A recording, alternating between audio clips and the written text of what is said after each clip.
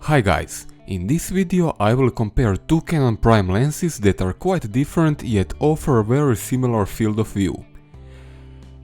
40mm pancake has been my favorite lens and I have it almost 5 years now. It proved to be an excellent and dependable performer, and I even did 10 days long trips carrying nothing but Canon 6D with the pancake and never regretted it. On the other side, 35mm is the one I secretly wanted to have all along. It has brighter f2 aperture, image stabilization, and according to everyone who used both lenses, even better optics. Now finally I got it, so let's see if it pays off. I will review these lenses both on full frame Canon 6D and crop sensor 80D. Build quality is identical.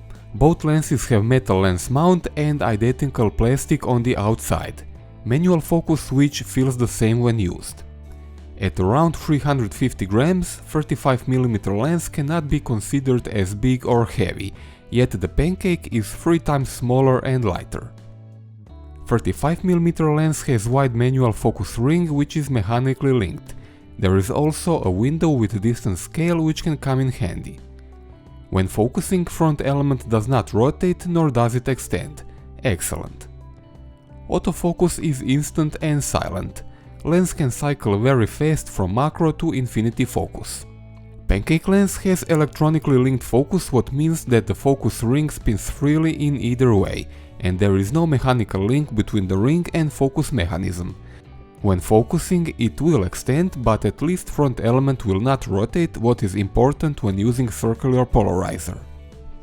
Autofocus is fast when there is no big difference in two subject distances, but if you must refocus from macro to infinity, it takes a bit to move entire front element. 40mm pancake has 52mm filter diameter and 35mm lens uses a bit bigger 67mm. Both sizes are common and easy to find at retail stores. Neither of the lenses comes equipped with the lens hood by default. I don't recommend buying the original ones as they are expensive. I ordered third-party hood on eBay for a fraction of the cost. None of these lenses are weather sealed. My pancake spent a lot of time in various weather conditions and still works without problems, but I recommend being careful when using it in wet conditions. As you can see, 35 and 40mm offer basically the same viewing angle. 40 is just a bit tighter. In this regard, 35mm USM is in a clear advantage, as it has stabilization while pancake doesn't. It makes a huge advantage for video recording and allows shooting photos down to 1/8 of a second without problems. When extra careful, I was able to get sharp images up to quarter or even half a second. Tested on a full-frame sensor, both lenses perform exceptionally in the center. 35mm has a slight advantage at f2.8. At f4 they are hard to distinguish. Of course, it can go one stop more to f2 and even then it looks really good. In corners I would give slight advantage to the 35mm lens wide open. They level out at around 5.6. But the pancake holds on pretty well. I am really surprised how good that small lens is. On a 24MP crop sensor, both lenses keep delivering a great resolution. 35mm is really good wide open and looks best at f4. Similar story with the pancake. Sharp wide open and even better at f4 or 5.6. How about corners? Wow, I'm impressed.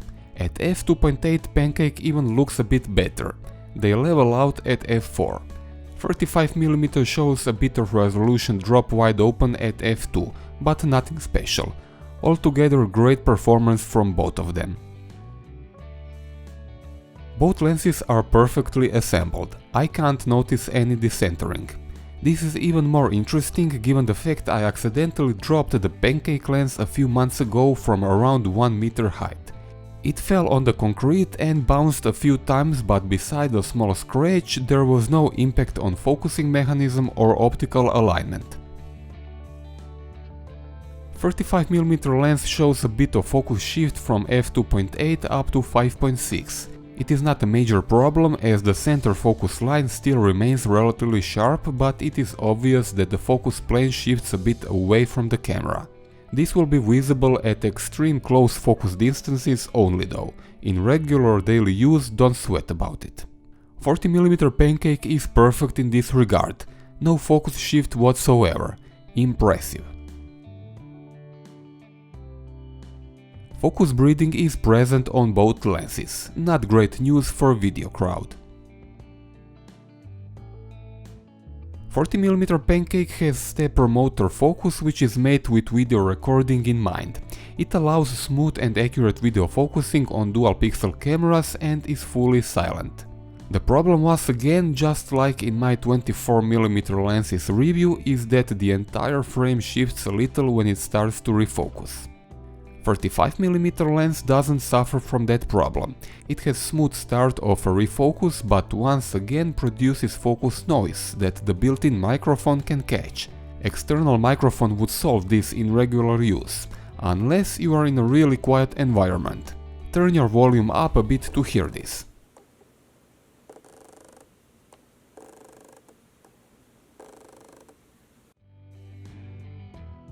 .35mm lens shows just tiny traces of lateral chromatic aberrations in the corners. Even if I notice them, they are super easy to remove in post-process. 40mm lens has a bit more pronounced aberrations, but still on the low side and easy to remove. Nothing to complain about. Longitudinal chromatic aberrations are visible on the 35mm lens wide open, but clean up nicely at f4. Pancake has them also wide open, but even then they are quite low and disappear by 5.6 completely. Altogether, excellent performance from both lenses. On full frame, 35mm shows a bit more barrel distortion, but even that is quite low and won't be a problem in daily use. Pancake looks almost perfectly straight. On crop sensor, it will be hard to notice distortion on any of these two lenses. Nothing to worry about. On full frame, both lenses show visible coma in corners. 35mm has it quite strong at f2, but it disappears by f4. On the other side, pancake also gets better but never perfect. Even at 5.6, when 35mm lens has perfectly round rendering, pancake still distorts light sources a bit. On a crop sensor camera, 35mm still shows coma in corners at f2, but already f2.8 looks a bit better than the pancake. At 5.6 it even starts to show slight traces of a sunstar. Traditionally, pancake lenses tend to have problems with light fall-off in corners, and the 40mm is not an exception. At f2.8 it looks the way 35mm looks at f2. Basically, 35mm has one stop of advantage for any given aperture value. On a crop sensor, it will be hard to notice any vignetting on any of them, as the crop sensor uses central, mostly non-affected part of the lenses.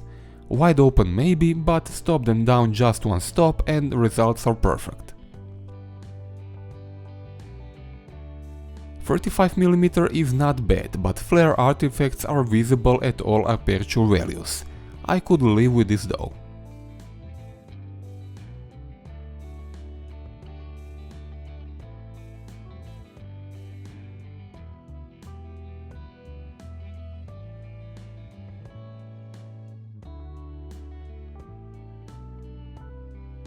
As for the 40mm lens, I am pleasantly surprised, as it performs even better. Besides this blue artifact, there is very little of anything happening in the frame. Impressive.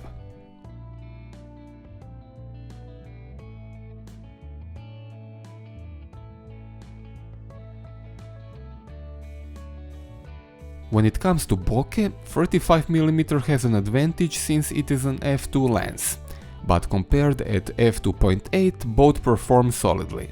Still, I am inclined to pronounce the 35mm a bit better, since I feel it makes better job with sharp-edged objects in the background. Rendering of the light sources in out of focus area is great on both lenses, clean and uniform. Actually, stopped down a bit, I would say the Pancake even has a bit more rounded rendering. Compare images shot at f5.6 and you will clearly see it. 35mm lens has a clear advantage in this test as it can focus closer and has higher magnification than the Pancake. It is quite usable as a close-up lens.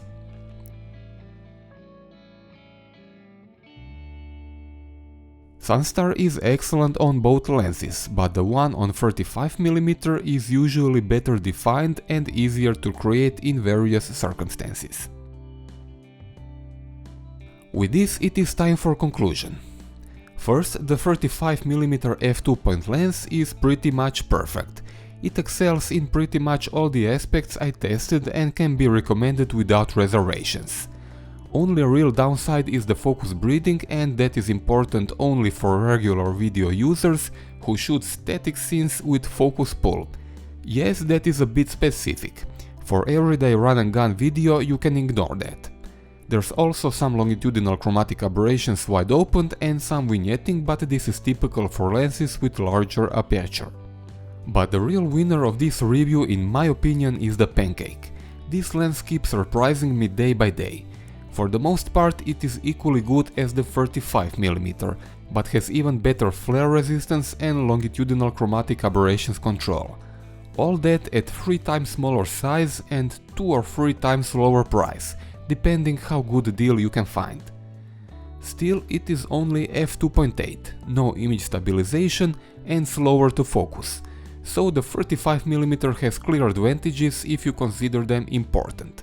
That's all for this review. If you have a question, feel free to ask me in the comment section below. If you want to support me, you can donate over PayPal or become my sponsor on Patreon. A big thanks to Paul and Nicholas, who are my 2 patrons at this point. There are also free ways to support me, either just by liking the video or subscribing to the channel. You can also use my Amazon affiliate links in video description before you make a purchase from them. You will not pay any more than otherwise, but Amazon will split its profit with me. Thanks for watching.